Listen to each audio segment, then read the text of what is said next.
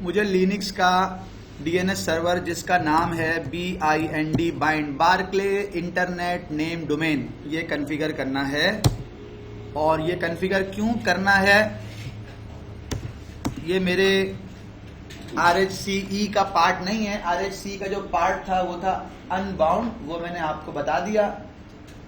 ये मैंने क्यों करना है कि लिनक्स में आमतौर पे जब लोग डीएनएस की बात करते हैं तो इसी डीएनएस की बात करते हैं, इसलिए मैं आपको ये कॉन्फ़िगर करके दिखा रहा हूं ताकि आपको ये पता हो कि बैकएंड के ऊपर जितने भी डीएनएस चल रहे हैं वो किस तरह चल रहे हैं, ये आपको पता हो।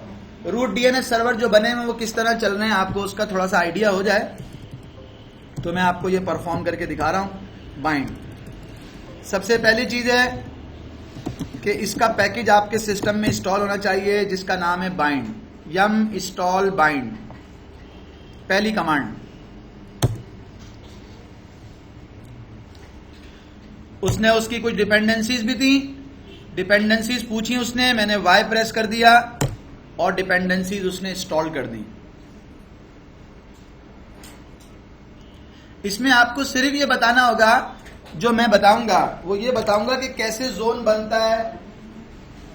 क्या क्या बताऊंगा, रूट सर्वर की फाइल, रूट हिंट की फाइल कहां रखी हुई होती है, कैसे डोमेन बनता है, कैसे जोन बनते हैं, क्यूरीज किस तरह से आ रही हैं, रिजॉल्वर की फाइल कौन सी है, और कुछ पोर्शन वो जो अभी हमने हमारी बुक के लास्ट में कि डीएनएस अगर रिस्पॉन्स नहीं कर रहा तो उसकी ट्रबल शूटिंग करने के लिए आपको क्या करना है वो हम उसके अंदर चेक कर सकेंगे। तो मैंने क्या काम किया है भाई,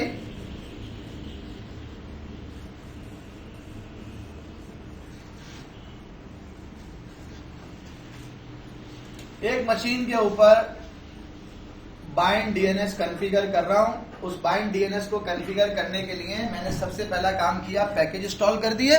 और दूसरा काम RPM-QC BIND बाइंड, बाइंड की कॉन्फ़िगरेशन फाइल कौन सी है, ये बाइंड की कॉन्फ़िगरेशन फाइल है जिसका नाम है etcnamd.conf, etcnamd.conf, ये बाइंड की कॉन्फ़िगरेशन फाइल है। हमेशा हम जब भी किसी सर्विस को कॉन्फ़िगर करने जाते हैं तो उसकी जो मेन कॉन्फ़िगरेशन फाइल होती है उसे हम जो है वो क्या करते हैं, उसका बैकअप बना लेते हैं, जो मैंने बना लिया। अब मुझे पैकेज इंस्टॉल कर दिया, पैकेज इंस्टॉल करने के बाद जो दूसरा काम करना है वो क्या करना है,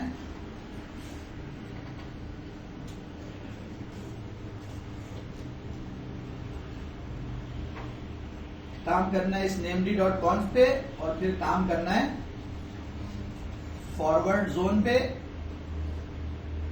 और रिवर्स जोन पे। अगर मैंने बाइंड इंस्टॉल हो गया, हाँ जी हो गया, अब मैं इस namd.conf के ऊपर काम करने जा रहा हूं। इसमें मैं क्या करूंगा, इसमें मैं अपने डोमेन और उनकी जोन फाइल डिफाइन करूंगा। इस कॉन्फ़िगरेशन फाइल में मेरा डोमेन क्या है और उसकी जोन फाइल कौन सी है ये बताऊंगा। तो मेरा डोमेन जो है वो कौन सा होगा, मैं जिस डोमेन को करूंगा उसका नाम हो सकता है मैं रख दूं onwire.lab, और उसकी जोन फाइल कौन सी फाइल होती है जिसके अंदर हम क्या डालते हैं, जिसमें हम रिसोर्स के रिकॉर्ड्स डालते हैं, रिसोर्स के रिकॉर्ड। ये एक फॉरवर्ड है और इसमें भी रिसोर्स के रिकॉर्ड आएंगे, एक रिवर्स है। कौन से रिकॉर्ड फॉरवर्ड जोन में आएंगे, कौन से रिकॉर्ड रिवर्स जोन में आएंगे, वो मैंने डालना है। मेरे डोमेन का नाम होगा onwire.lab। जोन फाइल की नाम, इनके नाम जो मैं रखूंगा वो मैं बता दूंगा, कौन सी फाइल में, namd.conf में। और कैसे बताऊंगा वो अभी मैंने फाइल को कॉपी कर ली है, अब मैं ओपन करके जा रहा हूं। जब ये वाला काम हो जाएगा इसको चेक कर दूंगा, इसको टिक लगा दूंगा और फिर नीचे वाली फाइलों के ऊपर आऊंगा। लेकिन जो कॉन्फ़िगरेशन फाइल है उसके अंदर अपना डोमेन और अपना जोन डिफाइन करना है और फिर ये बताऊंगा ये पूरा सिस्टम किस तरह से काम करेगा। एक और चीज जो इसमें डिफाइन करूंगा वो क्या होगी, वो होगा फॉरवर्डर। एक चीज ये डिफाइन करूंगा, ऐड करूंगा, और एक फॉरवर्डर डिफाइन करूंगा। और उसका थोड़ा सा आपको पहले एक कॉन्सेप्ट दे दूं कि इसमें काम ये किस तरह करेगा। ये मेरा एक क्लाइंट है, क्लाइंट, ये क्लाइंट से मैं क्यूरी करूंगा, क्या क्यूरी करूंगा कि क्यूरी करूंगा www.onwire.lab का मुझे आईपी बताओ। फिर क्यूरी करूंगा www.onwire.pk का मुझे आईपी बताओ। जब मैं इसको क्यूरी करूंगा named.conf के पास वो क्यूरी जाएगी, वो देखेगा, वो ये देखेगा क्या ये onwire.lab, क्या ये इसका जोन मेरे पास है, क्या ये मेरा अपना डोमेन है, क्या उसका जोन फाइल मेरे पास रखी हुई है। तो अगर होगी ये वाली क्यूरी करूंगा तो ये रिक्वेस्ट पहले यहां जाएगी, ये देखेगा क्या ये वाला पार्ट जो है क्या ये मेरा है, डोमेन ये मेरा है।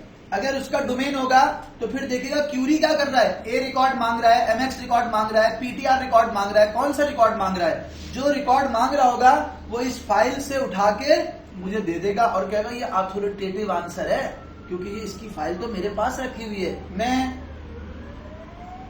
यहां से लेके तुम्हें रिसोर्स रिकॉर्ड दे रहा हूं। जब ये onwire.pk आएगा तो ये देखेगा, बोलेगा मेरा डोमेन तो नहीं है, इसकी जोन फाइल तो मेरे पास रखी हुई नहीं है। फिर क्या करेगा, फिर फॉरवर्डर को भेज देगा। फिर इसके अंदर जो फॉरवर्डर डिफाइन होगा, फॉर एग्जाम्पल मैंने गूगल का दे रखा है, गूगल का डीएनएस दे रखा है, ये वहां पे भेज देगा। जो भी दे रखा है वहां से रिजॉल्व करवाएगा, इसको प्रोवाइड करेगा और इसको क्लियरली कहेगा ये अनऑथोरिटेटिव आंसर है, ये नॉन ऑथोरिटेटिव आंसर है। जिसका मेरे पास रिकॉर्ड रखा हुआ है वो ऑथोरिटेटिव है, जिसका मेरे पास रिकॉर्ड रखा है वो ऑथोरिटेटिव है, और जिसके एमएक्स पीटीआर आपने नहीं बनाए हुए वो मैंने यहां से लाके दिए, ये मेरा अपना था ही नहीं। यही काम सेम जो है वो आपका माइक्रोसॉफ्ट का डीएनएस भी करता है। अगर फर्ज करें आपने फॉरवर्डर विंडोज में अगर आप डिफाइन नहीं भी करें, या मैं फॉरवर्डर डिफाइन नहीं भी करूं, तो इसके अंदर एक क्या रखी हुई होती है, रूट हिंट की फाइल रखी होती है। क्या रखी होती है, रूट हिंट की फाइल। उस फाइल के अंदर क्या मेंशन होता है, अगर मैं डिफाइन नहीं करूं तो, अगर वो आपका डोमेन नहीं है, वो आपका जोन नहीं है तो, और आपने onwire.pk का मांगा है तो वो रिक्वेस्ट यहां जाएगी। रूट हिंट का मतलब क्या है, उसमें वो 13 रूट डीएनएस सर्वर्स होंगे जहां रिक्वेस्ट जाएगी और वो उसको आंसर कर देगा। ये सिंपल सा काम है जो हमें करना है, लेकिन उससे पहले अगर आपको कोई बात पूछनी है तो आप पूछें।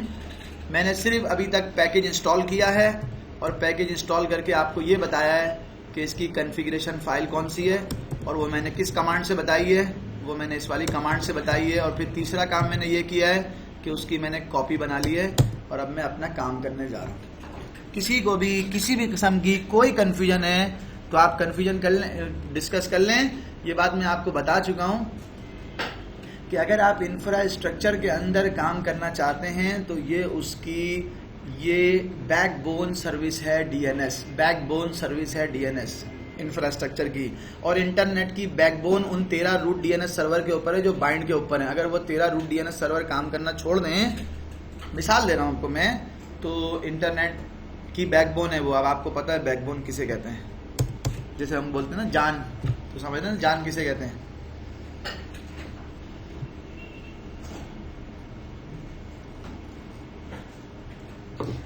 जान,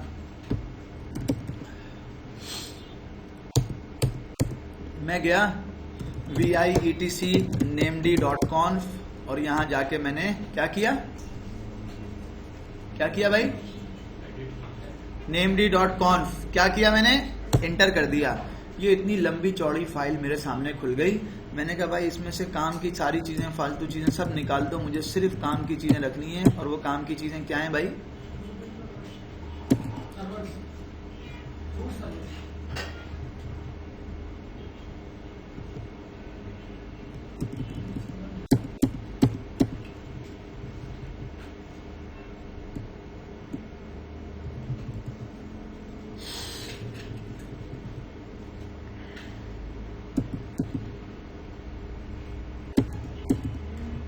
सब कुछ हटा दिया।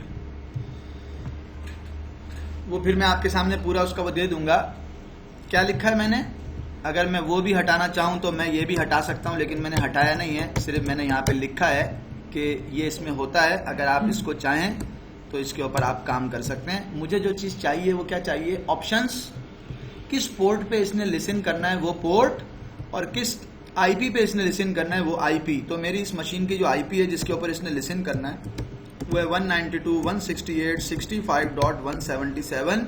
ये इसके ऊपर लिसन करेगी और बस ये एक एंट्री कर दी, इसकी पोर्ट होगी 53।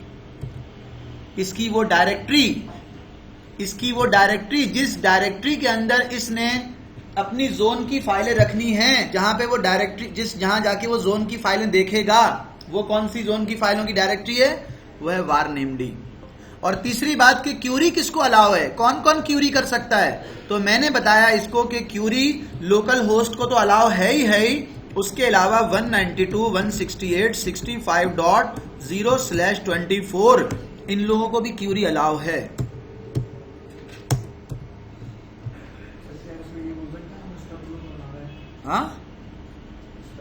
हाँ बिल्कुल बोल सकते हैं, क्यों नहीं बोल सकते, हर चीज बोल सकते हैं। जो किसी भी दुनिया के ईमेल डीएनएस सर्वर में होता है वो सारे काम और उससे कुछ ज्यादा काम इसमें होते हैं। इतने फीचर जो कि इसमें है वो किसी दूसरे डीएनएस सर्वर में नहीं होते, भाई ये ध्यान में रखिएगा। वो अलग बात है कि आप मुझसे पूछें इसमें ये होता है, मैं बोलूं नहीं होता, वो तो विंडोज में ही होता है। लेकिन ये बात आप अपने ध्यान में रखिएगा कि सबकी मदर ऑफ डीएनएस यही बाइंड है जो कि दुनिया के उन 13 रूट डीएनएस सर्वर्स के ऊपर चल रहा है। बस ये बात ध्यान में रखिएगा। हाँ बैकएंड पे हाँ अच्छा अच्छा, ये वाली बात में से मुझे पता नहीं है, अंदर होती हैं क्योंकि ये वो डीएनएस है। जाहिर है जो 13 रूट डीएनएस सर्वर के ऊपर चल रहा है, पूरे इंटरनेट का बैकबोन है, अगर वो तो जाहिर है होस्टिंग कंपनीज के ऊपर, बैकएंड के ऊपर, हम तो उसको उससे मैनेज कर रहे होते हैं ना, क्या बोलते हैं उसे, सी पैनल से, लेकिन बैकएंड के ऊपर यही बाइंड चल रहा होता है। बस उसका वो सी पैनल दे देते हैं, उसमें रिकॉर्ड हम डाल रहे होते हैं। खैर, अलाउ क्यूरी में मैंने उसको बोल दिया कि ये सिर्फ इसको क्यूरी अलाउ करेगा। अगर आपने 0000 कर दिया या ऑल लिख दिया तो इसका मतलब है हर आने वाली आईपी एड्रेस से क्यूरी रिजॉल्व करेगा।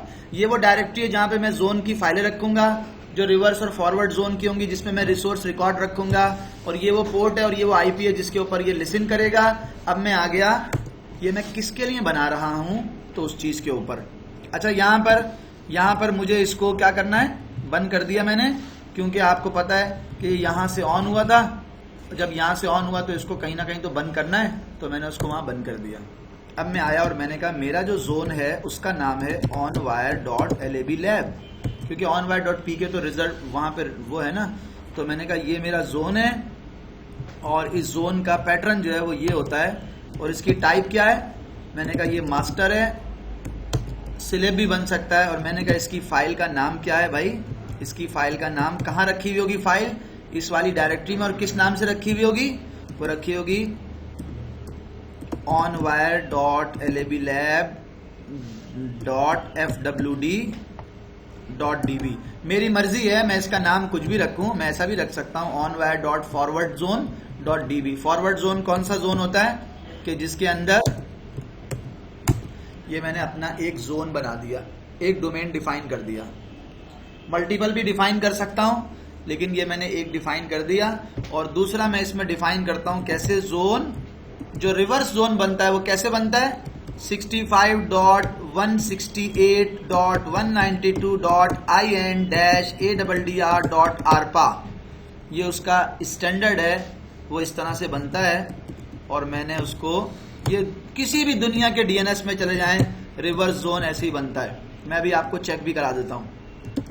ये अपने रिवर्स का मास्टर है और उसकी फाइल क्या है भाई, उसकी फाइल है onwire.rev.deb। रिवर्स जोन कौन सा जोन होता है, उसमें क्या होता है, ये मैंने एंट्री इसमें कर दी। ये जो जोन था ये था डॉट जोन, जिसमें हिंट की फाइल होती है, named.ca की फाइल होती है, वो मैं आपको जाके दिखाऊंगा। अभी मैंने उसको हैश किया हुआ है, मुझे उसके ऊपर काम नहीं करना फिलहाल, तो मैंने उसको ये वो इन्फॉर्मेशन है जो मैंने यहाँ पे दी है। अगर मेरा डीएनएस गौर कीजिएगा मेरी बात पे, अगर मेरा डीएनएस किसी आईएसपी का डीएनएस है, अगर मेरा डीएनएस किसी आईएसपी का डीएनएस है, तो उस डीएनएस के अंदर जरूरी नहीं है कि सिर्फ onwire.lab हो, उसमें यह भी हो सकता है कि वो साइबरनेट आईएसपी है उसका डीएनएस है, उसमें यह भी हो सकता है कि SSUET का भी डीएनएस वही हो, KU का भी डीएनएस वही हो, NED का भी डीएनएस वही हो।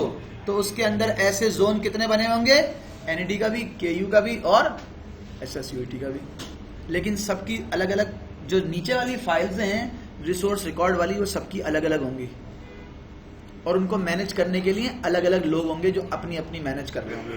उनको हमने सी पैनल दे रखा होगा, वो आके सिर्फ अपने जोन की फाइल में चेंजिंग करेंगे, वो इस कॉन्फ़िगरेशन फाइल में चेंज नहीं कर सकेंगे, हमारा कंट्रोल होगा इसके ऊपर। ये मैंने एंट्री की और एंट्री करने के बाद मैंने इसको WQ से सेव कर दिया। फर्ज करें कि जो मैंने इसमें एंट्री की है वो सही है या गलत है, कोई स्पेलिंग मिस्टेक कुछ तो नहीं हुआ, तो मैंने कमांड लिखी named-check configuration etc named.conf की कॉन्फ़िगरेशन को चेक करो, इसमें कोई मिसिंग तो नहीं है कोई चीज। बोला हाँ भाई, इसमें आपने लाइन नंबर 7 पे, 11 पे, 22 पे कुछ मिसिंग है, आपने कोई चीज छोड़ दी है। क्या चीज छोड़ दी मैंने? 7, 11, 22 पे मैंने छोड़ दी ये चीज। ये मैंने क्यों छोड़ दी कि मैं named-check configuration और etc named.conf की फंक्शनलिटी दिखाना चाह रहा था, इसलिए छोड़ दी, या मैंने गलती से छोड़ दी। दोबारा आ गया इसमें :set NU नंबर आ जाएंगे अगर आपने 7, 11, 22 में मसला है। तो मुझे 7 में, 11 में और 22 में उसने बताया कि भाई कोई प्रॉब्लम है। क्या प्रॉब्लम है? कहीं कुछ नजर आ रहा है? कहीं कुछ नजर आ रहा है? ये मैंने सैंपल के तौर पे रखा हुआ था। उसने कहा भाई अगर तुम लाइन नंबर 7 में तो कोई मसला नहीं है। मसला क्या है? ब्रैकेट तुमने यहाँ से स्टार्ट किया और यहाँ पे ब्रैकेट को एंड करने पे तुमने ये नहीं लगाया। फिर 11 में भी कोई मसला नहीं है तो वो भी तुमने जो है वो नहीं लगाया। अगर तुम ये लगा दो, ये 11 का मसला थोड़ी है, ये तो 14 में मसला है। लेकिन चूंकि यहाँ से ब्रैकेट ऑन हुआ है इसलिए वो यहाँ का बता रहा है, वो मैंने लगा दिया और कह रहा है 22 में भी मसला है। तो 22 में क्या मसला है? 22 तो है ही नहीं। मैंने इसको सेव किया, बाहर आया। तो जरूरी नहीं है आपने उसकी जो है वो देखें। मैं अब दोबारा आ गया और मैंने एंटर किया तो क्या कह रहा है? कह रहा है लाइन नंबर 7 में अभी भी ये मिसिंग है। तो लाइन नंबर 7 में मिसिंग है। मैंने कहा लाइन नंबर 7 में क्या मिसिंग है भाई? यहाँ चला गया, बोला इस पे बात भी लगाना पड़ेगा, चेक करते हैं। कह रहा है named-check configuration etc named.conf के अंदर कोई किसी किस्म का प्रॉब्लम नहीं है। फर्ज करो मुझे ये लिखना नहीं आता, मेरे पास सर नहीं है, मेरे पास सर की वीडियो नहीं है, तो मैं क्या करूं? और मुझे इसका सैंपल चाहिए तो मैं क्या करूं? मैं गया था अपनी ETC कॉन्फ़िगरेशन के अंदर। पहले तो इसमें बहुत सारी बातें लिखी हुई थी और ये भी लिखा हुआ था, लेकिन फर्ज करो मुझे ऐसी फाइल दी गई है जो बिल्कुल ब्लैंक है, तो मैं क्या करूंगा? man5 namd named.conf man5 named.conf में चला गया, इंटर करूंगा और यहाँ पे /zone लिखूंगा। तो जोन को डिफाइन करने के एक तो सारे ऑप्शन इसमें मेंशन होंगे कि अगर आपने लिखा है, कुछ भी लिखा है वहां पे, वो पैरामीटर क्या होते हैं और आपको जोन डिफाइन करना है। तो जोन कहीं ऑप्शन है इसमें? कहीं ऐसा ऑप्शन है? कहीं ऐसा ऑप्शन है कि जहां पे मुझे जोन का पता चल जाए? जोन कैसे लिखा जाता है पता चल जाए। named.5 किया था मैंने तो उसने मुझे बताया किसी जगह पे भी सैंपल के तौर पे नहीं लिखा हुआ, इसमें सारे वो पैरामीटर लिखे हुए हैं कि जो आप named.conf की फाइल में लिखते हैं। मिसाल के तौर पे अगर उसमें मैं लिखता हूं allow query, सॉरी पहले पेज नंबर 1 पे चला जाऊं, allow ऐसे लिखा था ना query, तो पहुंच गया। allow query का क्या मतलब होता है? कह रहा है बस ये 4 जगहों पे लिखा है अलाउ क्यूरी, बस ये लिखा है, बोला ऐसे लिखते हैं। मैंने कहा अच्छा भाई, बाहर निकल गया। अब मैंने कहा मुझे जो चीज चाहिए थी वो तो नहीं मिल रही, कैसे मिलेगी? मैन माइनस के जोन। कह रहा है तो फायरवॉल के जोन की बात है। मैंने कहा मैन माइनस के बाइंड, मैन माइनस के क्या मैं ऐसे नहीं कर लूं? आरपीएम माइनस QC और BIND बाइंड, उसके अंदर कुछ एग्जाम्पल दी हुई थी, उसकी एग्जाम्पल नहीं है वैसे, मुझे शायद उसकी डॉक्यूमेंटेशन का पैकेज भी करना पड़े। खैर है, चलो अभी तो मैंने आपको बता दिया। मैं उसका तरीका बताता हूँ कि अगर आप वो भूल जाओ तो आप किस तरह से कर सकते हो। अभी मैंने आपको सिर्फ ये बताया कि ये आपने जोन बनाए। अब मुझे जोन की ये वाली फाइलें बनानी है। मैंने अपनी namd.conf के अंदर जो कॉन्फ़िगरेशन करनी थी वो कर ली। एक चीज नहीं डाली, फॉरवर्डर नहीं डाला। फॉरवर्डर नहीं डाला वो भी डाल देता हूं कि अगर कोई चीज ये ना इंटरटेन कर सके तो उसके लिए क्या करे। अब मुझे फॉरवर्डर डालना है, मुझे नहीं पता फॉरवर्डर कैसे डिफाइन किया जाता है, तो कोई बात नहीं। राइट माउस क्लिक किया, डुप्लीकेट सेशन लिया, रूट से लॉगिन किया। मुझे नहीं पता फॉरवर्डर लिखते हैं, फॉरवर्डर्स लिखते हैं, क्या लिखते हैं। तो मैं अपनी उस कॉन्फ़िगरेशन फाइल में गया, man5 namd.conf एंटर किया, फॉरवर्ड लिख के एंटर किया, वहां पे पहुंच गया। फॉरवर्डिंग लिखा हुआ है, मैंने और एन प्रेस किया। फॉरवर्डर लिखा हुआ है और एन प्रेस किया, ये लिखा हुआ। बोला आपने ऐसा लिखना है, फॉरवर्ड फर्स्ट या फॉरवर्ड ओनली, और आगे फॉरवर्डर लगा दें। तो मैं भी यहाँ आ गया। इस वाले पोर्शन में जो ग्लोबल पोर्शन है उसमें मैंने देना है ये चीज। मैंने यहाँ पे आके लिखा फॉरवर्ड ओनली फॉरवर्डर्स कौन से हैं भाई मेरे? 8.8.8.8 और 192.160 या 1.1.1.1, ये मेरे फॉरवर्डर हैं। ये बता दिया। और जनाब अब दोबारा चेक कर लूँ, WQ से सेव, दोबारा चेक कर लूँ कि क्या ये कॉन्फ़िगरेशन फाइल ओके है। उसने कहा यस ओके, यस ओके, ये उसने मुझे बता दिया। और जब उसने मुझे ओके का बता दिया तो फिर अब मैंने क्या करना है भाई? अब मैंने systemctl ये फाइल क्रिएट करने के बाद बाइंड की सर्विस को रीस्टार्ट कर दिया। उसने मुझे कहा बाइंड की अपनी सर्विस नहीं होती, सर्विस जो है namd के नाम से होती है। ये मुझे कैसे पता चलेगा? अगर मैं बाइंड का पैकेज इंस्टॉल किया, बाइंड की सर्विस होनी चाहिए थी, मेरी अपनी वो है, तो उसने कहा इस सर्विस नहीं होती। सर्विस का कैसे पता चलता है? आप कोई भी पैकेज इंस्टॉल कर रहे हैं और आप ये जानना चाह रहे हैं कि उसकी सर्विस कौन सी है, तो आप ये कमांड लिखेंगे, आपको उसकी सर्विस का पता चल जाएगा। इसकी जो सर्विस है बाइंड की, उसका नाम है namd के नाम से सर्विस होती है, यहाँ रखी हुई होती है। मैंने कहा systemctl इसको इनेबल भी कर दो और नाउ इसको namd की सर्विस को स्टार्ट भी कर दो। सर्विस को जब मैंने स्टार्ट किया तो उसने मुझे जो मैसेज दिया है वो आपके सामने है। मैसेज क्या दिया है उसने मुझे, ये देखें, एक दफा फिर देख लें। मैंने कहा systemctl स्टार्ट करो namd की सर्विस, उसने मुझे मैसेज दे दिया कि namd की सर्विस फेल हो गई। जब भी कभी सर्विस फेल हो जाए आपके पास ये ऑप्शन होता है, आप जाएं जनरल CTL में, कहें -p, क्या एरर है इस namd के यूनिट का, इस namd के पैकेज का, इस namd की सर्विस का, वो एरर दिखा दो। क्या एरर है भाई? एरर में तो कुछ नहीं आ रहा। मैंने कहा फिर वार्निंग दिखा दो। क्या खा रहे हो भाई अकेले अकेले?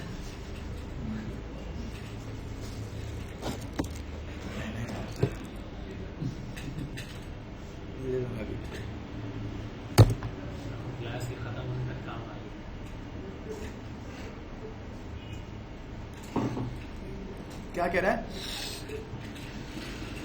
कह रहा है बस फेल हो गई सर्विस, फेल हो गई। वार्निंग में भी कह रहा है फेल हो गई, एरर में भी कह रहा है फेल हो गई।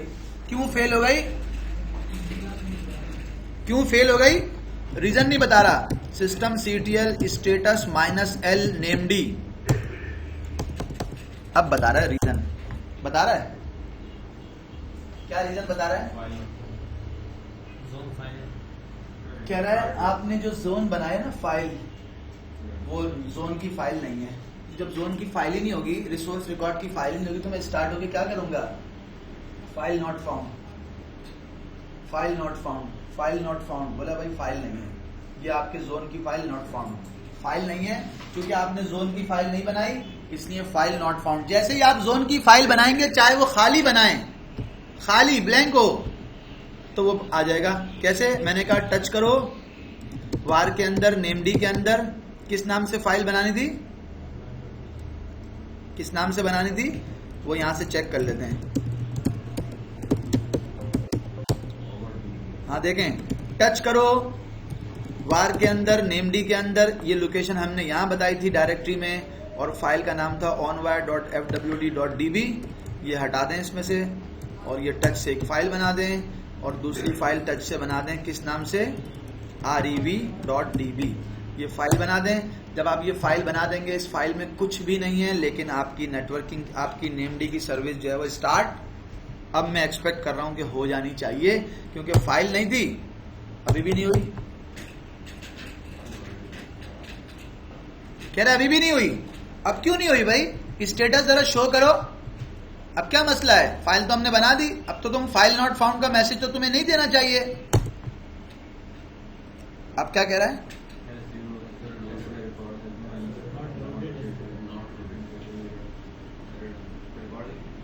हाँ, कहाँ दे रहा है?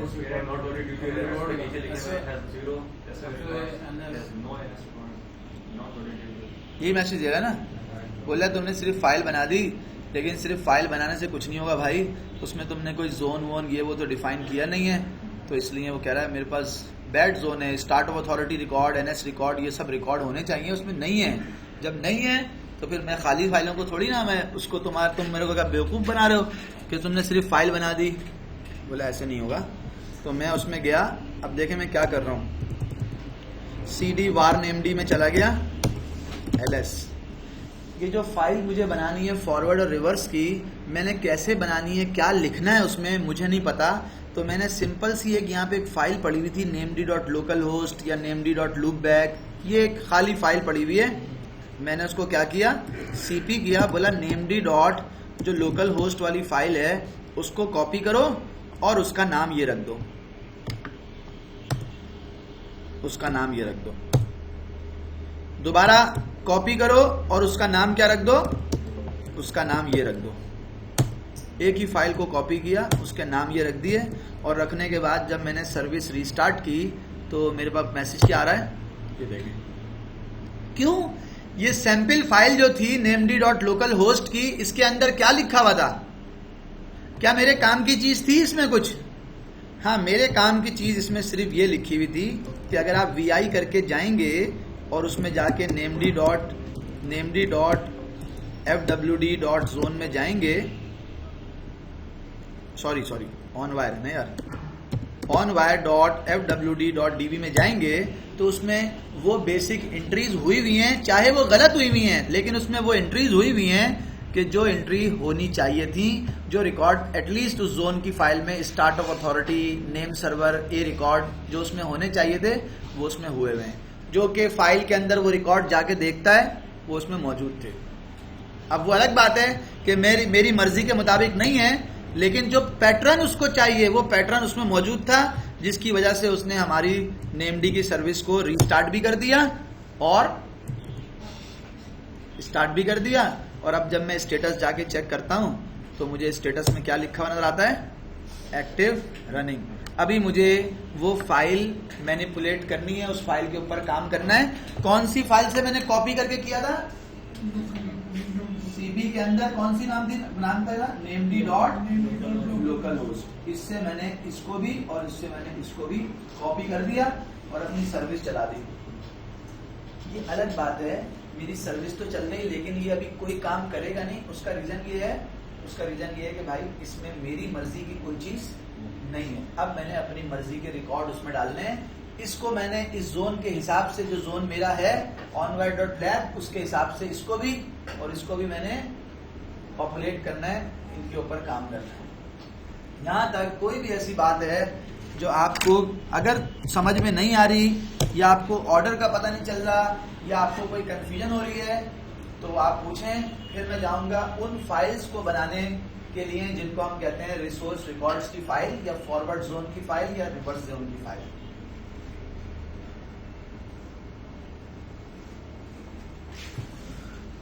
जाऊं भाई?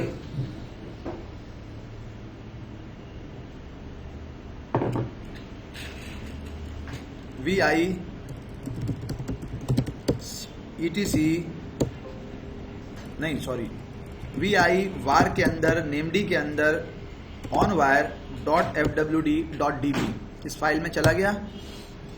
इसमें सबसे पहली चीज जो है ना वो है इसमें सबसे पहली चीज जो है ना वो लिखा हुआ है TTL 1 day, time to live 1 day. मैं इसको कोई मॉडिफिकेशन नहीं कर रहा। एक रिकॉर्ड है जिसका नाम है स्टार्ट ऑफ अथॉरिटी रिकॉर्ड। क्या नाम है? Start of authority record. इस स्टार्ट ऑफ अथॉरिटी रिकॉर्ड के अंदर मुझे दो चीजें डालनी है। एक तो मुझे ये डालना है कि ये स्टार्ट ऑफ अथॉरिटी सर्वर कौन सा है। तो फर्ज करो इस सर्वर का नाम है मैंने अभी लिखा है ns1.onwire.lab इसका नाम मैं रखूंगा इस सर्वर का। और इसका जो DNS एडमिनिस्ट्रेटर है वो कौन है? वो है DNS admin @onwire डॉट लगाते हैं उसमें .onwire.lab आखिर में भी डॉट आता है, सबके आखिर में भी डॉट आता है। तो मैंने यहाँ पर ये इंफॉर्मेशन दे दी कि भाई ये क्या इंफॉर्मेशन है। स्टार्ट ऑफ अथॉरिटी रिकॉर्ड में क्या चीज आती है? उसमें आता है सर्वर का नाम और उसमें आता है ईमेल डोमेन एडमिनिस्ट्रेटर का नाम। और ये नाम आमतौर पे ऐसा होता है, ये कुछ भी ईमेल एड्रेस हो सकता है। DNS एडमिन, NS एडमिन ऐसे नाम लिखे हुए होते हैं। NS एडमिन @onwire.lab ये ऐसे नाम लिखे हुए होते हैं।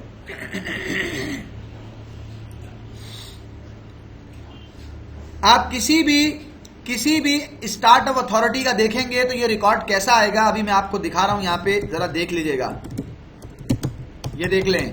अगर मैं NS लुकअप करता हूं, NS लुकअप, और क्या मालूम करता हूं, set type is equal to start of authority मालूम करनी है। किसका मैंने कहा samba.com.pk का स्टार्ट ऑफ अथॉरिटी बताओ। तो जब क्यूरी करूंगा तो वो पहले वाला जो रिकॉर्ड है ना वो आएगा। क्या आ रहा है? प्राइमरी नेम सर्वर, ये पहली चीज आई। फिर क्या आया? रिस्पॉन्सिबल मेल एड्रेस admin.samba.com.pk ये इंफॉर्मेशन मैंने यहां पे डाल दी। ये रही इंफॉर्मेशन मेरी, ये वाली। मेरा स्टार्ट ऑफ अथॉरिटी कौन सा है? वो ये है। मेरा एडमिन कौन है? ये है। फिर उसके बाद क्या इंफॉर्मेशन है? सीरियल नंबर कैसे लिखी जाती है, उसका पैटर्न क्या होता है? उसका पैटर्न ये होता है, ये उसका पैटर्न होता है सीरियल नंबर का। मेरे पास चूंकि खाली है इसलिए सीरियल नंबर का पैटर्न कुछ नहीं है। आज के दिन बना रहा हूं तो 2020 आज महीना कौन सा है? 01। आज डेट कौन सी है? 19। और अभी टाइम क्या हो रहा है?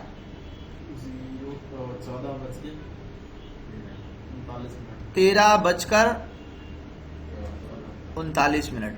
ये मैंने और 1339 और 01 ये उसका सीरियल नंबर है। 14 आज।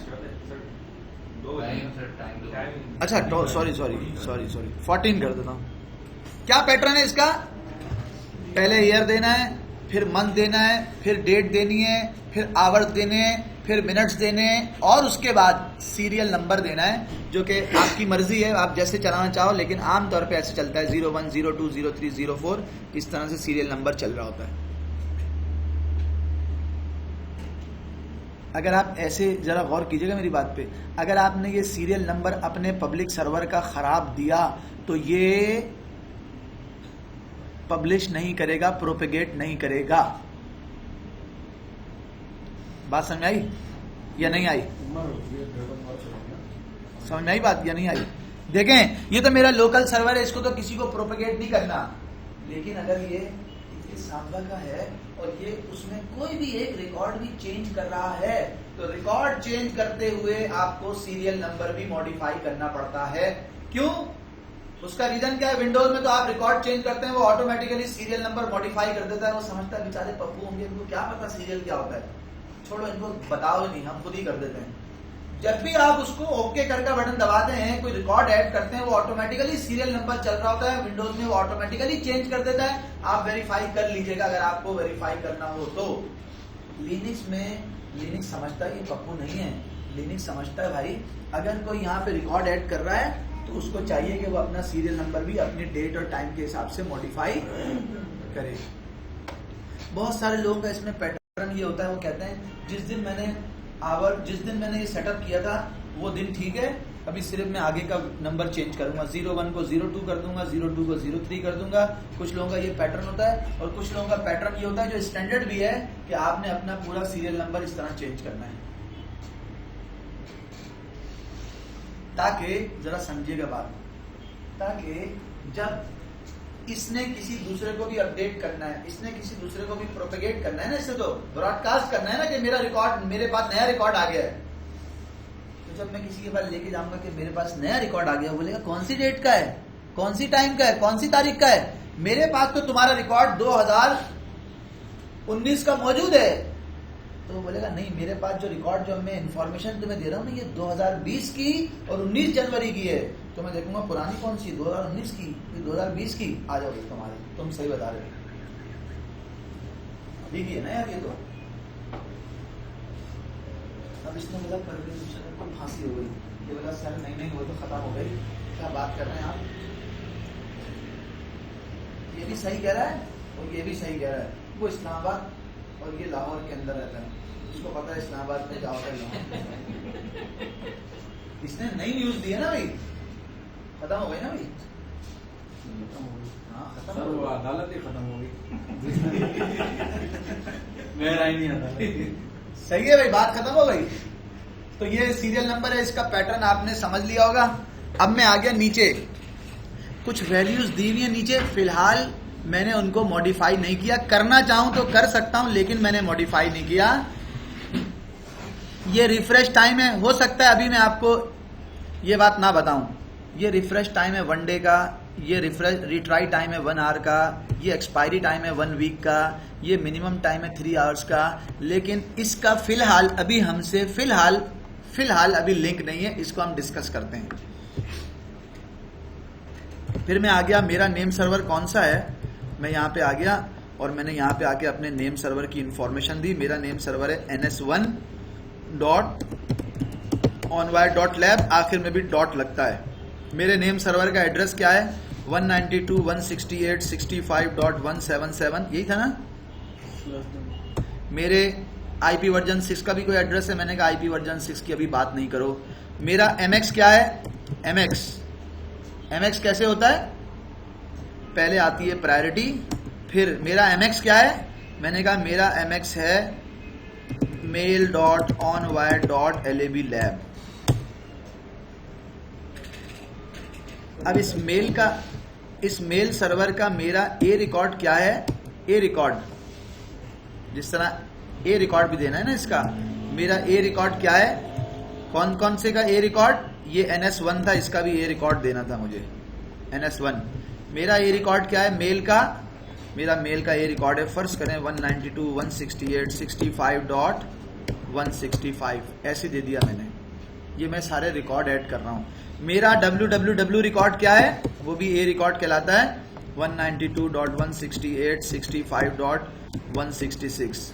मेरा सीनेम रिकॉर्ड क्या है, सीनेम रिकॉर्ड कैसा होता है, गलत हो गया।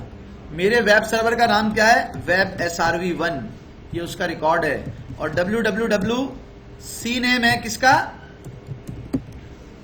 ये रिकॉर्ड ऐड कर रहा हूं किसका, वेब SRV1.onwire.lab, ये मेरा सीनेम है। सीनेम कहते हैं, ये 2 रिकॉर्ड मैंने डाले कि मेरे असल वेब सर्वर का जो आईपी है ना वो ये है, ये, लेकिन लोग उसको कैसे एक्सेस करेंगे, www.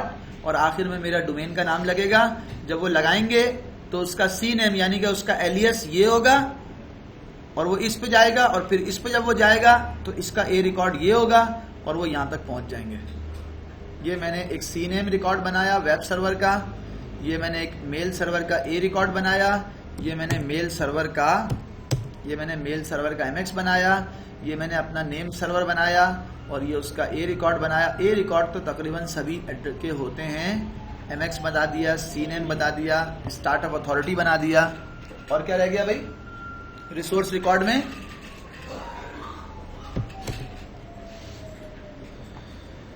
स्टार्टअप अथॉरिटी आ गया, NS आ गया, A आ गया, MX आ गया, A आ गया, CNAME आ गया, एक रह गया PTR, वो तो अलग रिवर्स जोन में बनेगा। और कौन सा रह गया?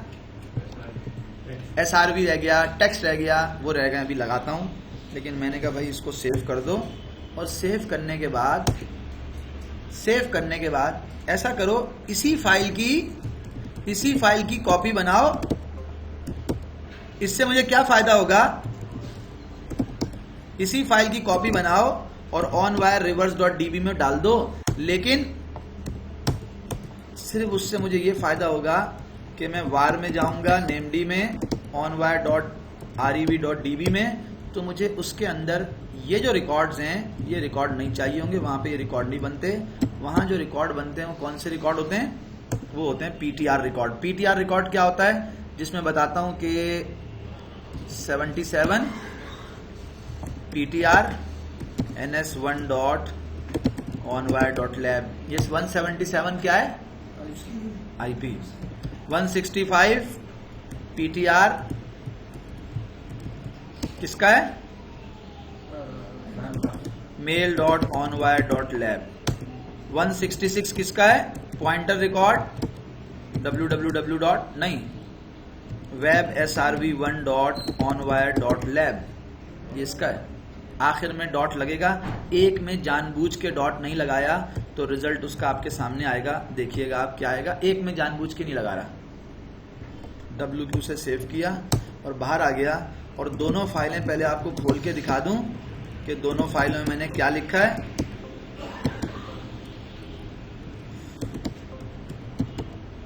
एक फाइल का कंटेंट ये है और दूसरी फाइल के कंटेंट ये हैं। आप इसको दोनों को देख लें ताकि आपको ये दोनों के कंटेंट हैं। इसमें जो जोन डाला है कौन सा? स्टार्टअप अथॉरिटी इसमें भी होगा, स्टार्टअप अथॉरिटी इसमें भी होगा, क्योंकि ये फॉरवर्ड जोन का स्टार्टअप अथॉरिटी है, रिवर्स जोन का, और दोनों सेम ही होंगे। NS इसमें भी आएगा, NS इसमें भी आएगा, A इसमें आएगा, MX इसमें आएगा, CNAME इसमें आएगा, और TXT इसमें आएगा, SRV इसमें आएगा, और सिर्फ PTR इसमें आएगा। जो रिवर्स जोन होता है उसके अंदर स्टार्टअप अथॉरिटी, उसमें NS, उसमें PTR, ये तीन इंफॉर्मेशन इस रिवर्स जोन में आती हैं, जो यहां से इंटरटेन होती हैं, यहां से सर्व होती हैं, और बाकी सारे रिकॉर्ड जो हैं वो कहां पे आएंगे? बाकी सारे रिकॉर्ड फॉरवर्ड जोन में आएंगे। मैंने उसमें से कौन कौन से बना दिए? स्टार्टअप अथॉरिटी बनाया है दोनों में, NS बनाया है दोनों में, ये तो दोनों में बनाए। ये मैंने इसमें बनाया सिर्फ, ये इसमें, ये इसमें, ये इसमें, ये नहीं बनाया अभी, ये नहीं बनाया, बनाता हूं, अभी नहीं बनाया। कैसे बनेगा वो आप देख लीजिएगा। अगर मुझे रिकॉर्ड बनाऊंगा, लेकिन उससे पहले मैं ये चेक कर रहा हूं कि क्या ये जो फाइलें मैं बना रहा हूं ये सही भी बना रहा हूं या गलत बना रहा हूं, तो फाइलों के पैरामीटर को या सिंटैक्स को चेक करने की कमांड है namd-check zone। कौन सा जोन? onwire.lab, ये बनाया ना, onwire.lab।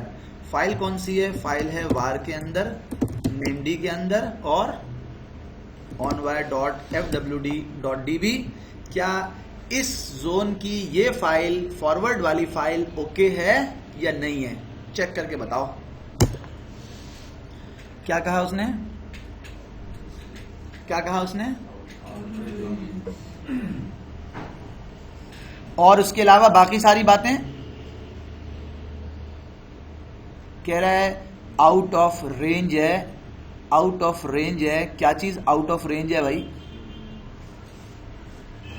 क्या चीज आउट ऑफ रेंज है भाई? कह रहा है आउट ऑफ रेंज है।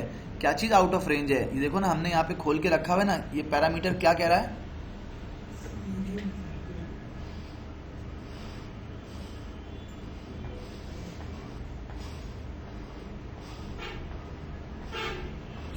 कहा अगर अगर अगर अगर इसमें आप एक काम कर लें, देखो उसको पैटर्न जो है ना, हाँ उसका जो पैटर्न होता है ना, उसने कहा भाई अगर आप इसके अंदर एक काम कर लें, और वो काम क्या करें कि इस फाइल के अंदर जाएं और इस फाइल में जाके सिर्फ ये वाला पैटर्न आवर्स और मिनट तो रहने दें, आप ये वाला पैटर्न हटा दें, वो ना लगाएं उसमें। क्या कहते हैं उसे? सीरियल नंबर ना लगाएं। आपने आवर्स मिनट दे दिए, या तो ये वाला पैटर्न यूज करें, या फिर आवर्स और मिनट को छोड़ के सीरियल नंबर वाला पैटर्न यूज कर लें। मैंने कहा WQ से सेव करो और अब चेक करो, मैंने वो पैटर्न यूज कर लिया। अब बताओ, अब सब कुछ ओके? अभी भी क्या कह रहा है भाई?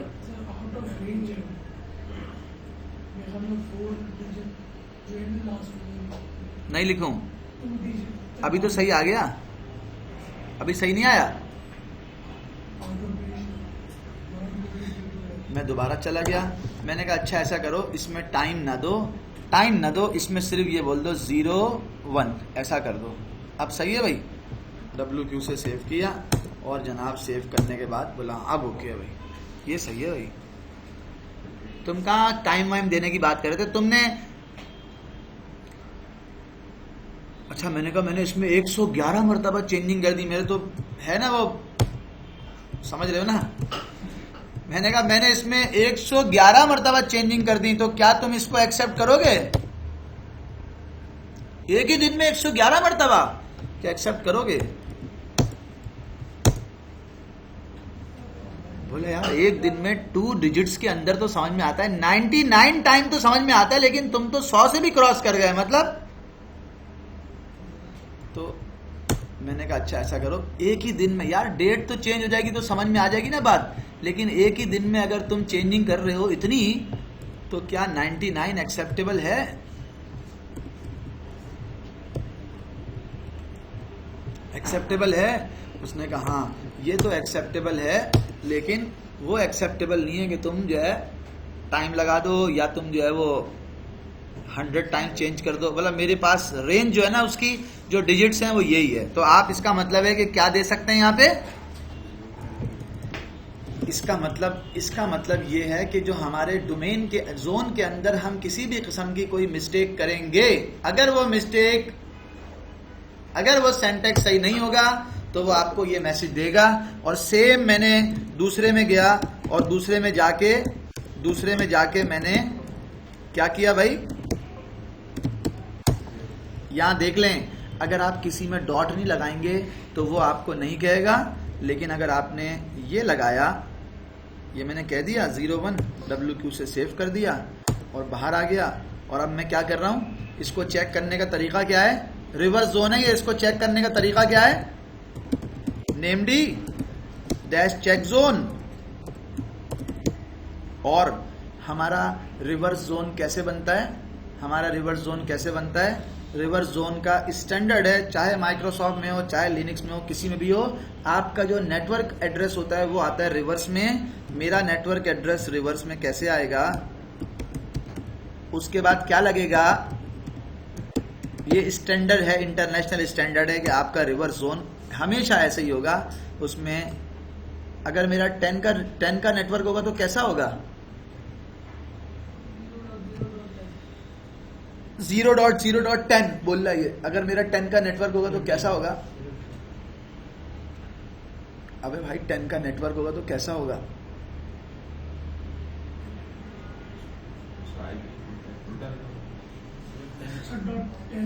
.10 होगा ना भाई, सिंपल 10.in-addr.arpa होगा, क्योंकि होस्ट का नाम नहीं डालना, होस्ट वाला पोर्शन नहीं डालना, नेटवर्क वाला पोर्शन डालना है। तो 10 के नेटवर्क में वो तीनों तो होस्ट के पोर्शन होते हैं ना। अब ये लिख दिया और कहा वार के अंदर, नेमd के अंदर मेरा onwire.rev रिवर्स जोन है। सही है, गलती है उसमें कुछ? क्या मैसेज दिया उसने? बोला सब ओके। अब सब ओके, आपको सिर्फ systemctl अपनी रीस्टार्ट कर दो नेमd की सर्विस, तो आपने जो काम करना था वो हो गया। अब आप अपने यूजर्स को बताओगे इसका आईपी और ये नेम रिजॉल्व करना शुरू कर देगा। वो सारे रिकॉर्ड जो आपने यहाँ पे बना रखे हैं, कौन से वाले रिकॉर्ड, देखो कैसे आएंगे अभी, देखना कैसे आएंगे अभी, वो कैसे शो करेगा।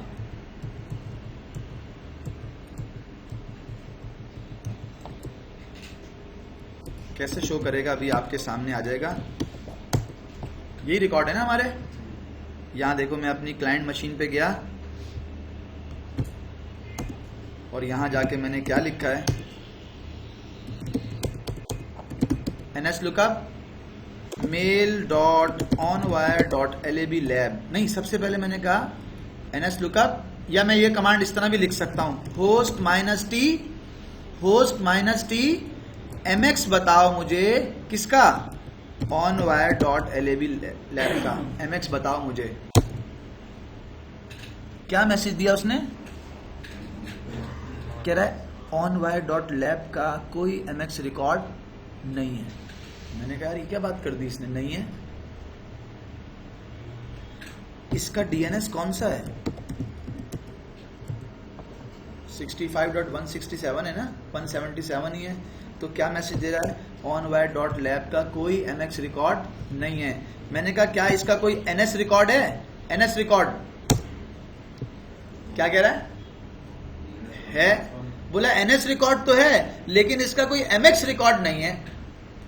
तो mx रिकॉर्ड क्यों नहीं है, क्या गलती की हुई है कि mx रिकॉर्ड नहीं आ रहा। अब देखो मैंने एक और कंडीशन की, मैंने कहा ns lookup @ तुम डायरेक्ट जाके इससे पूछो, ns1.onwire.lab से पूछो, इससे पूछो जाके, इस वाली मशीन से पूछो कि onwire.lab का mx रिकॉर्ड बताओ, डैश टाइप mx ये बताओ इसकी। अब मैंने कहा डायरेक्ट इससे पूछो, देखते हैं क्या जवाब आता है। कह रहा है इनवैलिड ऑप्शन टाइप। तो मैंने कहा टाइप में 2 दफा डैश लगा के देखो शायद अब आ जाए।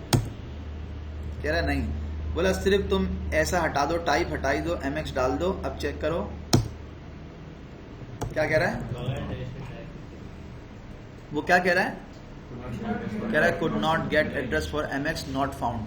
तो मैंने कहा mx नहीं बता रहा, तो क्या ये उसका SOA बता रहा है, स्टार्ट ऑफ अथॉरिटी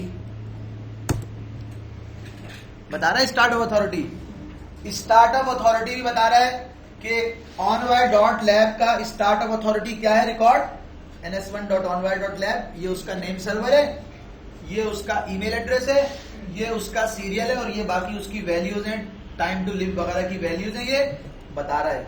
ये उसका नेम सर्वर भी बता रहा है, ये देखें, लेकिन ये उसका mx नहीं बता रहा। इसका मतलब है mx वहां पे जो हमने एंट्री की है वो गलत की है, mx की वो एंट्री सही नहीं है।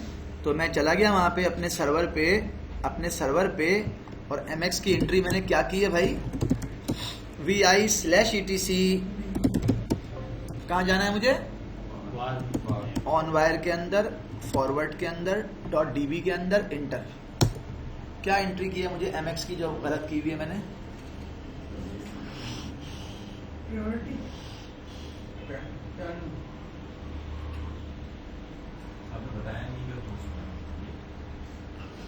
क्या गलती की हुई,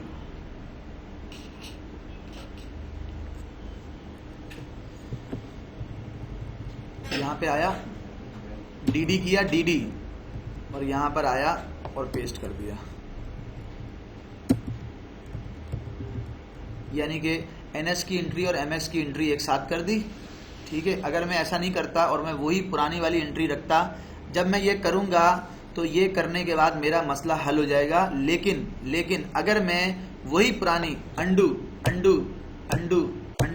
अगर मैं ऐसे ही जाऊंगा तो मुझे यहाँ पे @ का साइन लगाना पड़ेगा। अगर मैंने ये @ का साइन लगा दिया और सेव कर दिया और मैंने सर्विस को रीस्टार्ट कर दिया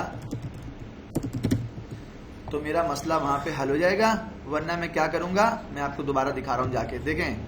मैं अपनी मशीन पे गया और यहां जाके मैंने उससे दोबारा क्या पूछा है भाई, क्या पूछा है, mx बताओ, mx। जैसे ही mx पूछूंगा, इंटर करूंगा, मुझे mx बता देगा। या तो मैं जो एमएक्स का एड्रेस है उससे पहले @ लगा दूं, या तो मैं ऐसा कर दूं, या फिर मैं वहां जाऊं और वहां जाके एनएस की एंट्री और एमएक्स की एंट्री, अगर मैं ऐसा नहीं करता तो मैं ये डीडी से डिलीट करूं और यहां पे जाके पी से पेस्ट कर दूं, ऐसा कर दूं।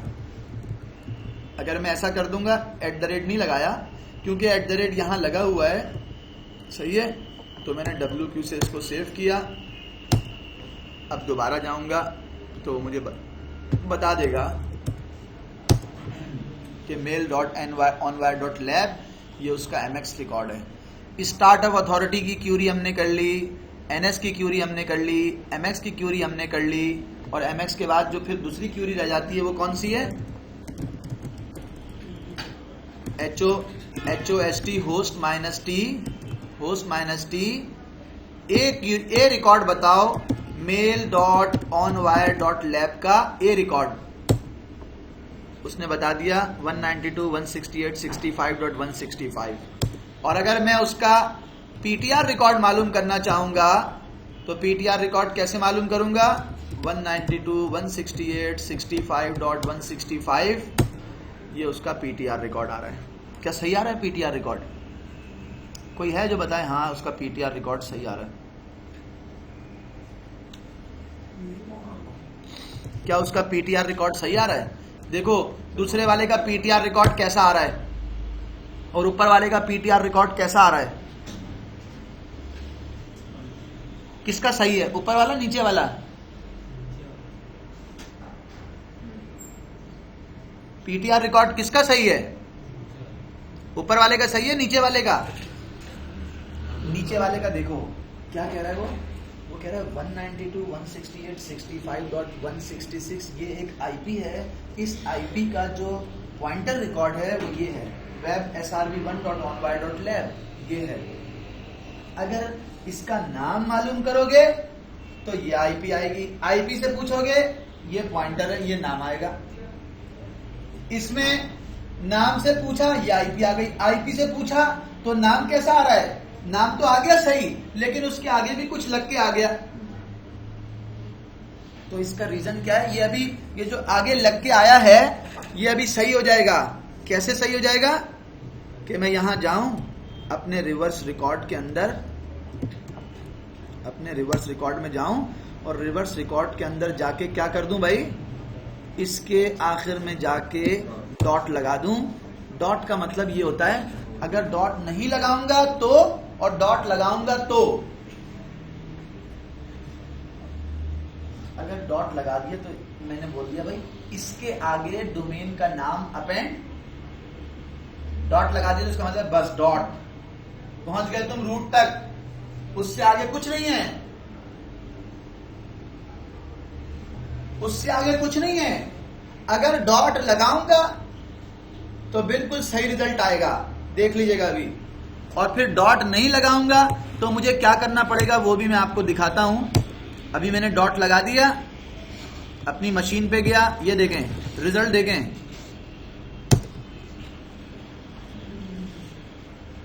अगर डॉट लगाना है तो ऐसे लगा दूं,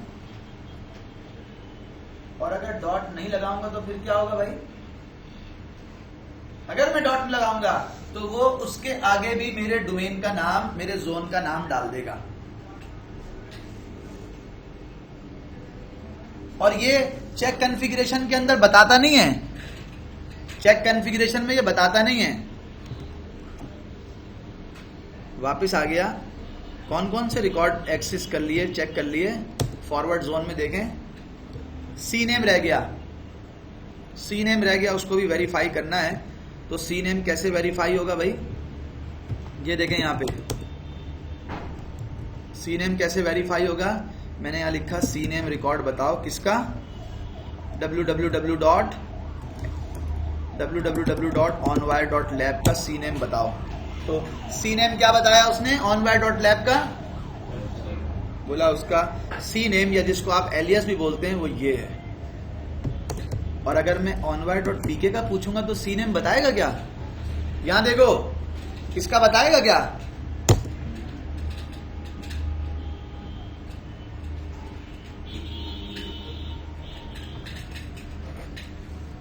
onwire.pk का भी सी नेम बता रहा है। क्यों बता रहा है? कहां से बता रहा है? कहां से बता रहा है? कहां से बता रहा है भाई?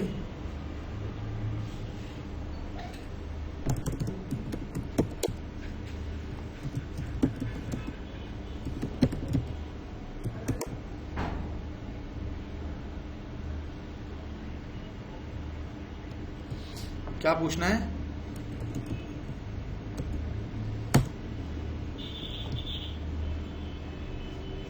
क्या बता रहा है? कमांड क्या लिखी है?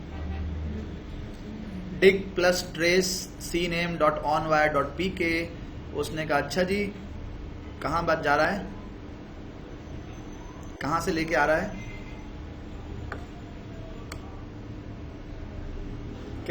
कैसा रिकॉर्ड दे रहा है?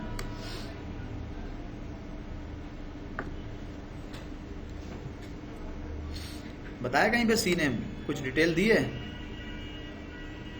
उसने तो ऑनवायर के सारे onwire.pk उसके जितने भी रिकॉर्ड बने हुए थे क्या सही सारे दिखा दिए क्या?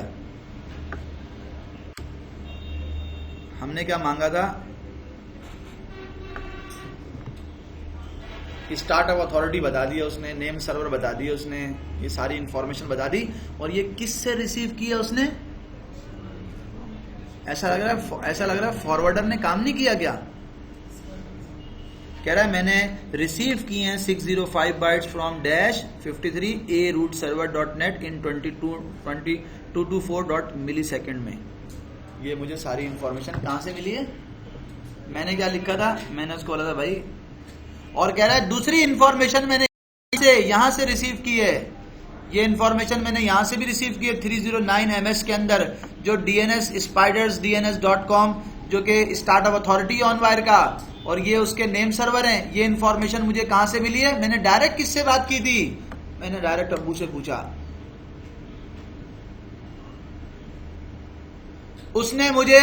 मैंने डायरेक्ट अब्बू से पूछा। उसने बोला मुझसे क्यों पूछ रहे हो? पहले पाकिस्तान जाओ ना, मेरे पास क्यों आ गए?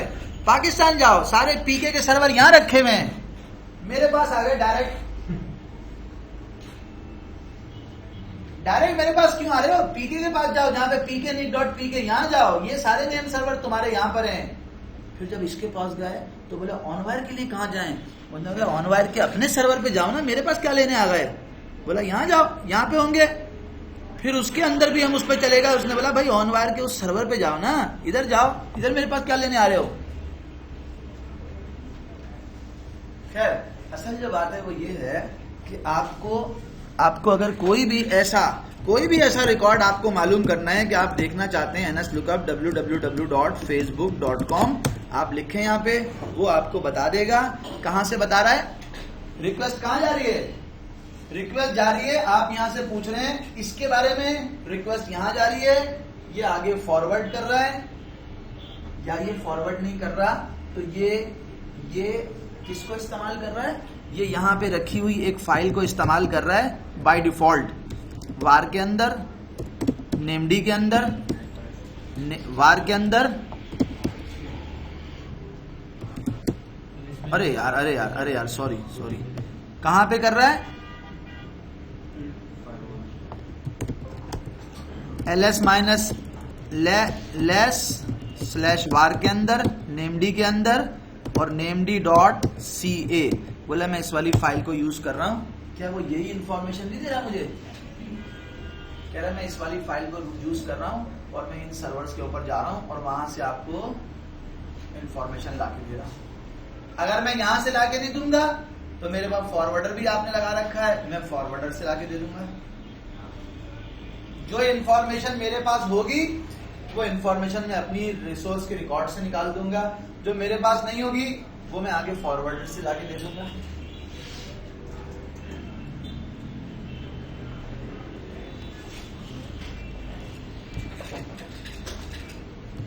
एक रिकॉर्ड देखें कैसे बन रहा है, एक रिकॉर्ड देखें कैसे बन रहा है। कौन सा रिकॉर्ड?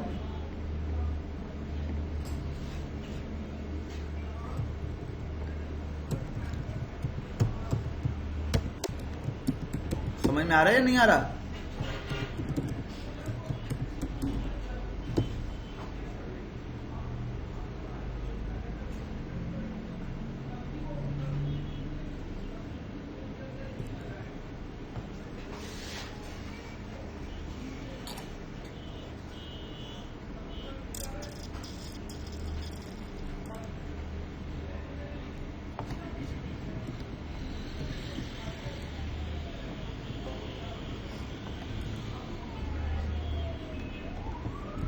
चेक कर रहा हूँ मैं।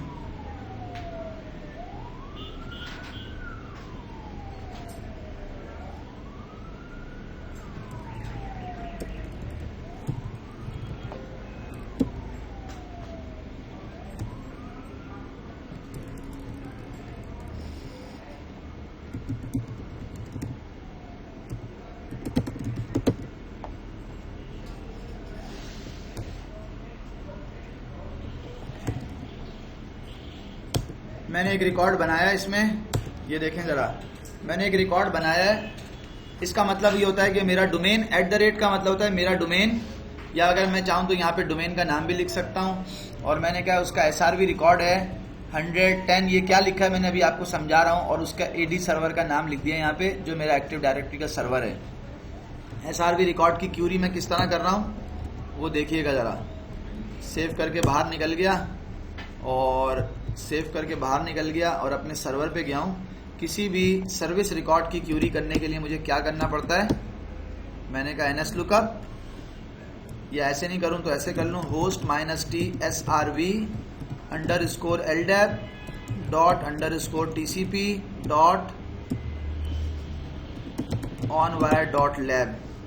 मुझे इसकी जो है ना वो SRV रिकॉर्ड मालूम करना है। जब मैंने SRV रिकॉर्ड, सर्विस रिकॉर्ड मालूम करने की कमांड है ये, जब मैंने इंटर किया तो उसने मुझे मैसेज दिया कि LDAP TCP onwire.lab not found। जब आपके पास ये वाला मैसेज आए तो इसका मतलब है कि ये रिकॉर्ड आपके डोमेन के ऊपर बना हुआ नहीं है। ये क्यूरी करने का तरीका था, ये क्यूरी करने का तरीका तो मेरा बिल्कुल सही है, लेकिन जो रिकॉर्ड मैंने बनाया है ना, वो रिकॉर्ड मैंने ठीक नहीं बनाया। रिकॉर्ड बनाने का तरीका ठीक नहीं है। मैं वहाँ चला गया, कहाँ चला गया, मैंने कहा मुझे बाइंड के अंदर SRV रिकॉर्ड बनाना है। किसका? उसकी एग्जाम्पल दे दो। SRV रिकॉर्ड की एग्जाम्पल दे दो, मुझे बाइंड में बनाना है। कैसे बनता है? उसने मुझे SRV रिकॉर्ड की हेल्प दे दी और कहा ऐसे बनता है। क्लिक करो, इस पे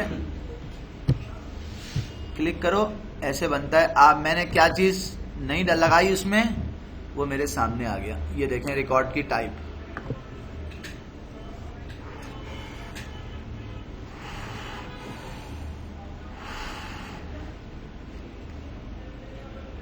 एक प्रायोरिटी, एक वेट, कह रहा भाई ऐसे बनता है। तो आप अगर करना चाहते हो SRV रिकॉर्ड ऐड, तो SRV रिकॉर्ड कैसे ऐड करोगे आप मुझे बता दो। यहाँ से SRV रिकॉर्ड आप बना भी सकते हो, मैं आपको उसका सैंपल जो है वो बना दूंगा। मैं दोबारा चला गया और मुझे याद आ गया, और मैं दोबारा गया और मैंने जाके SRV रिकॉर्ड बनाया। कैसे? दोबारा इस फाइल में गया और यहाँ पे जाके क्या लिखा मैंने, LDAP._TCP .onwire.lab। आगे गया SRV रिकॉर्ड, ये उसका वेट है, ये उसकी प्रायोरिटी है, और दोबारा लिख दिया। अब देखते हैं WQ से सेव करके कि अब मेरे पास सर्विस रिस्टार्ट की ज़रूरत नहीं है, कि अब मेरे पास क्यूरी सही चल रही है या नहीं चल रही, चेक कर लेते हैं। ये देखें कमांड मेरी वही है, दोबारा मैंने कहा है उसे और इंटर किया तो उसने मुझे दोबारा मैसेज दे दिया, आपका रिकॉर्ड सही नहीं है।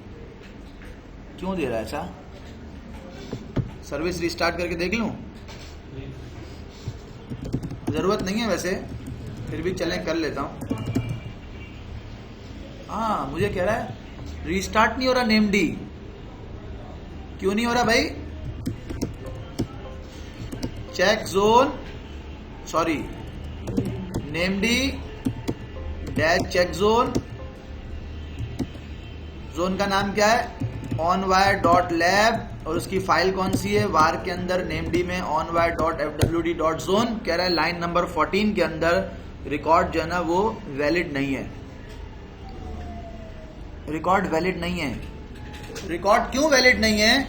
उसका रीजन क्या है भाई? जब भी आप कोई भी रिकॉर्ड बनाते हैं उसका ए रिकॉर्ड तो बनाते ही है ना। तो मैं यहाँ पे आया और मैंने कहा यार इसका ना ए रिकॉर्ड भी बना दो। कैसे बनेगा? ADSREVR सर्वर ए रिकॉर्ड बना दो। किस नाम से बनेगा 192.168 ऐसे मैंने दे दिया 65.1 उसका एड्रेस दे दिया, कुछ भी दे दिया 100। और अब चेक करता हूँ क्या कह रहा है, बोला नहीं ये अभी भी लाइन नंबर 14 में अभी भी कोई प्रॉब्लम है। उसके बाद सर्विस रिस्टार्ट होगी। सर्विस रिस्टार्ट होगी, जो इसने बात बताई सही बताई है। बस बोला लाइन नंबर सर्विस स्टार्ट करो नहीं करो तो आपको एरर देगा। बोला इसमें मसला है। क्या मसला है भाई? इसमें रिकॉर्ड हमने सही नहीं बना रखा। क्या नहीं बनाया हुआ सही?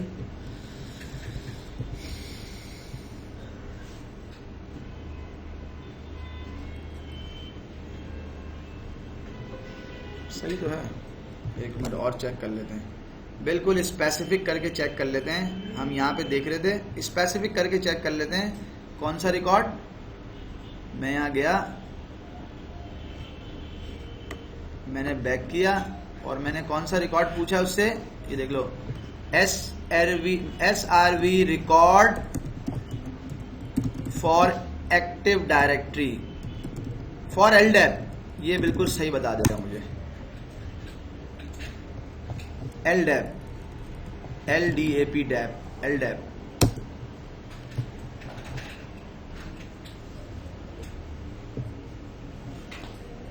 आपके ख्याल में ये चलेगा क्या?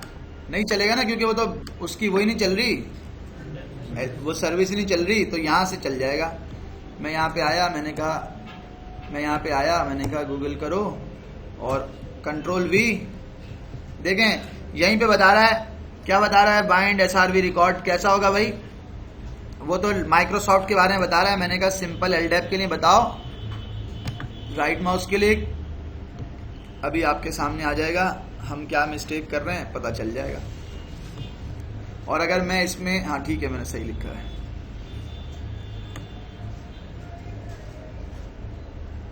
अरे मैंने पोर्ट नहीं डाली यार, पोर्ट नहीं डाली भाई, सिर्फ बाकी सब कुछ ओके है, सिर्फ पोर्ट नहीं डाली। अगर मैं इसमें 389 पोर्ट डाल दूंगा तो मेरा मसला हल हो जाएगा। 389 पोर्ट डाल दी मैंने, WQ से अंडू, 389 पोर्ट डाल दी, WQ से सेव कर दिया और दोबारा जाके कह रहा हूं ओके। रिकॉर्ड क्या बनाया है? रिकॉर्ड देख ले, मैंने पोर्ट मिस कर दी थी। रिकॉर्ड देख ले मैंने क्या बनाया है, CAT OnWire डॉट। ये मैंने किसी भी सर्विस का रिकॉर्ड बनाना है तो सर्विस का रिकॉर्ड आप इस तरह बना सकते हैं। अगर वो LDAP की सर्विस नहीं है, वो FTP की सर्विस है, वो कोई UDP में चलने वाली सर्विस है, अगर वो FTP की है तो ये वाला पोर्शन मॉडिफाई होगा, LDAP की जगह FTP होगा। अगर वो UDP की सर्विस है तो TCP वाला पोर्शन वेरीफाई, वो चेंज होगा, मॉडिफाई होगा। डोमेन का नाम एज इट इज आ गया, SRV रिकॉर्ड है। एक चीज होती है उसे कहते हैं प्रायोरिटी, एक चीज होती है इसको कहते हैं वेट, दूसरी चीज होती है इसको कहते हैं प्रायोरिटी, और एक चीज होती है जिसे कहते हैं पोर्ट। और जनाब AD सर्वर आ गया। अगर मेरे पास ये दो होंगे, तो मैं इसको ऐसा भी कर सकता हूं कि यहां गया और यहां जाके मैंने YY पीछे पेस्ट किया और उसको बोल दिया कि इसकी प्रायोरिटी जो है वो है 20। पोर्ट दोनों की सेम है, एक का नाम है AD सर्वर 2 OnWire.lab। और जब ये करूंगा तो बोलेगा उसका भी रिकॉर्ड डालो, तो मैं डालूंगा AD सर्वर 2 और उसका रिकॉर्ड डाल दिया 101। ये मैंने ऐसा कर दिया। तो जब मैं इसको सेव करूंगा तो ये कहलाता है SRV रिकॉर्ड, और चेक करूंगा तो वो मुझे कहेगा रिकॉर्ड बिल्कुल ओके। और जब रिकॉर्ड ओके है, सर्विस को स्टार्ट करने की जरूरत नहीं है। मैं अपनी मशीन पे आऊंगा जहां से मैं क्यूरी कर रहा था, और अब मैं वहां से क्यूरी करूंगा तो रिजल्ट क्या आएगा ये देख लीजिएगा। Host -t SRV LDAP TCP OnWire.lab। Result क्या आ रहा है? कह रहा है no server could be reached. Service को रीस्टार्ट करने की जरूरत है। No server could be reach का मतलब है वो सर्विस चली नहीं रही।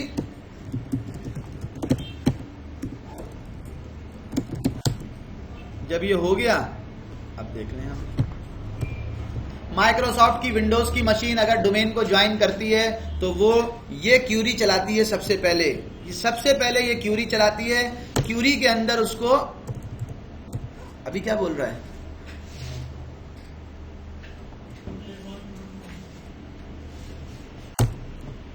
कह रहा है भाई ये रिकॉर्ड नहीं है, होस्ट -t srv ldap.tcp.onwire.lab, कह रहा है ये रिकॉर्ड नहीं है। क्यों नहीं है? क्या हम क्यूरी सही नहीं कर रहे? रिकॉर्ड तो बना हुआ है,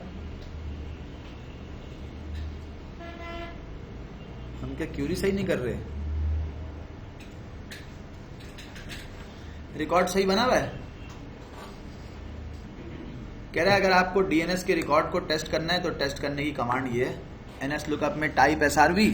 हम तो बिल्कुल सही रिकॉर्ड कर रहे हैं, फर्क सिर्फ एक है, जो अगर हम यहाँ से रिकॉर्ड डाल रहे हैं और हमें ये क्यूरी रिजॉल्व नहीं हो रही, तो उसका सिर्फ एक वो है, और वो क्या है भाई, ये देखें मैंने क्या चीज़ गलत की हुई है, मैंने इसके आखिर में जाके डॉट नहीं लगा रखा। अगर मैं इसके आखिर में जाके डॉट लगा दूंगा तो मेरा मसला बिल्कुल फिक्स हो गया, रीस्टार्ट हो गई।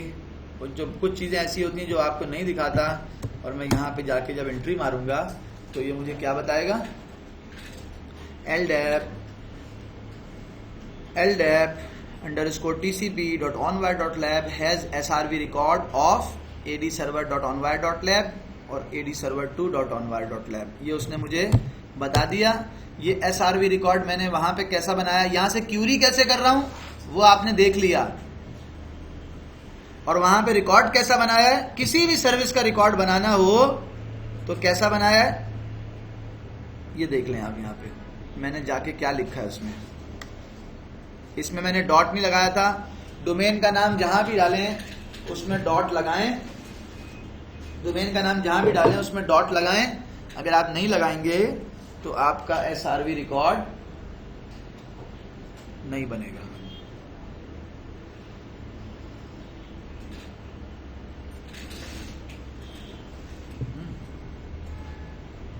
अरे मैंने रिकॉर्डिंग बंद कर दी। अब मुझे आपने बताना है कि मैंने डीएनएस बनाया था और उसमें एसपीएफ रिकॉर्ड और डीकेआईएम रिकॉर्ड और जो है वो, और मैंने डीकेआईएम रिकॉर्ड और डीमार्क रिकॉर्ड मैंने कैसे बनाया। मैं आपको सिर्फ एक हिंट दे देता हूं, वो रिकॉर्डिंग में आ जाएगी, इसलिए मैं अभी बंद नहीं कर रहा। मैं गया और मैंने कहा मुझे spfwizard.net, मुझे एसपीएफ का रिकॉर्ड बनाना है। कैसे बनाना है? मुझे डीकेआईएम का रिकॉर्ड बनाना है। कैसे बनाना है? डीकेआईएम जनरेटर, और मैंने DMARC डीमार्क रिकॉर्ड बनाना है। उसका जनरेटर कैसे जनरेट करते हैं वो मेरे सामने आ जाएगा। जनरेटर वो मुझसे 2-3 इंफॉर्मेशन पूछेगा मेरी, और वो मुझे जो है ना वो रिकॉर्ड बनाने का ऑप्शन दे देगा। कैसे, क्या क्या इंफॉर्मेशन पूछ रहा है सिर्फ दिखा रहा हूं मैं आपको, करना ही काम आपने खुद है। कह रहा है मैं तुमसे 2-3 बातें पूछूंगा। सिर्फ क्या बातें पूछूंगा? तुम्हारे डोमेन का नाम क्या है? मैंने कहा onwire.lab। कह रहा है जो सर्वर उसमें MX हैं, जो मेल एक्सचेंजर हैं, जो मेल रिसीव करते हैं, क्या वो इसमें डालने हैं, मेल सेंडर के अंदर डालने हैं? मैंने कहा नहीं डालने। अगर डालने हो तो कह रहा है यस कर दो, रिकमेंडेड है, क्योंकि जो सर्वर ईमेल रिसीव करता है कभी कभी उससे ईमेल भेजना भी पड़ जाती है, चलो डाल लो। अगर मैं कह दूंगा नो तो कहेगा नहीं, मैं उस सर्वर से ईमेल भेजता ही नहीं हूं जो ईमेल रिसीव करने वाला है, मेरा भेजने का सिस्टम ही कुछ और है। और मैंने क्या कहा, बोला मैं बता रहा हूं, मेरा जो ईमेल भेजने वाला सर्वर है उसका नाम है 192, मिसाल दे रहा हूं 168.65.170.165। ये वो सर्वर है जिससे मैं ईमेल भेजता हूं। और आखिरी बात कह रहा है पॉलिसी क्या रखनी है, फेल, सॉफ्ट फेल, न्यूट्रल। देखो तीनों के अंदर क्या ऑप्शन है। मैंने कहा ये वाला ऑप्शन लेना है, तो उसने ये वाला ऑप्शन ले लिया। और मैंने कहा ये वाला ऑप्शन लेना है, वो टिल्ड लगाएगा। और मैंने कहा ये वाला ऑप्शन लेना है, क्वेश्चन मार्क लगाएगा। तो मैंने ये वाला ऑप्शन ले लिया। रिकॉर्ड देखें ऊपर खुद ही उसने बना दिया। बोला इसको यहां से कॉपी करो और अपने सिस्टम के अंदर पेस्ट कर लो। ये तुम्हारा रिकॉर्ड है, TXT रिकॉर्ड है तुम्हारा, ये तुम्हारा TXT रिकॉर्ड है, इस डोमेन का ये TXT रिकॉर्ड है। यहाँ से ये पूरा यहाँ से उठाओ, यहाँ से उठाओ, उस वैल्यू में डाल लो। इसका मतलब क्या है? इसका मतलब ये है कि इस डोमेन की ईमेल सेंड करने की अथॉरिटी सिर्फ और सिर्फ इसके पास है और उसके अलावा किसी और के पास नहीं है, सिर्फ इस आईपी के पास है। ये आईपी है जो onwire.lab के डोमेन की ईमेल भेज सकती है। अगर उसके अलावा कहीं और से किसी और आईपी से आने वाली ईमेल आगा खान वालों तुम रिसीव करोगे और वो स्पैम होती है और वो उसमें कुछ प्रॉब्लम होती है, कुछ तुमसे अकाउंट की इंफॉर्मेशन पूछता है, तो उसकी रिस्पॉन्सिबिलिटी किसकी होगी? तुम्हारी होगी।